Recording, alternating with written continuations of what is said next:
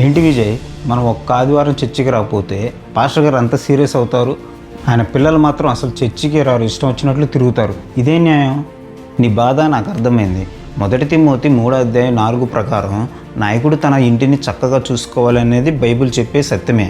కానీ పిల్లలు పెద్ద అయ్యాక వాళ్ళ సొంత నిర్ణయాలతో లోకం వైపు ఆకర్షితులయ్యారేమో. తన సొంత పిల్లలు దేవునికి దూరం కావడం చూసి ఒక తండ్రిగా ఆయన లోపల ఎంత ఏడుస్తున్నాడో కదా. అది నిజమే, కానీ ఆయన ఇల్లు చక్కదిద్దుకోకుండా మనల్ని గద్దించవచ్చా?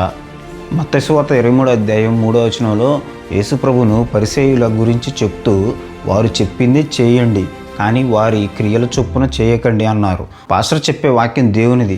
మనుషుల లోపాలు చూసి మనం దేవునికి దూరం కాకూడదు కదా. అవును విజయ్, నేను ఆయనలో లోపాలు చూశాను, కానీ ఒక తండ్రిగా ఆయన పడే బాధను అర్థం చేసుకోలేకపోయాను. రోమా 14:12 ప్రకారం దేవుని ముందు మన గురించి మనమే లెక్క చెప్పాలి. కాబట్టి వాళ్ళ గురించి విమర్శించడం మానేసి ఆ పిల్లలు మళ్ళీ దేవుని దగ్గరకు రావాలని మనం ప్రార్థన చేద్దాం. తప్పకుండా విజయ్, నా సందేహం తీరిపోయింది.